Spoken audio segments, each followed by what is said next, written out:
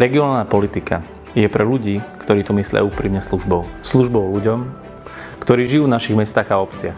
Venujem sa jej už 10 rokov. Keď som začínal, hovorilo sa, že bez správneho stranického trička nič nezmôžem a že naša obec skončila. Dnes je však naša obec lídrom v čerpaní eurofondov v celom Nitrianskom kraji a sme taktiež príkladom dobrej praxe v rozvoji sociálnych služieb, ale aj cestovného ruchu. Život v kraji nie je o politických stranách, ale o ľuďoch. O ľuďoch, ktorí žijú v našich mestách a obciach.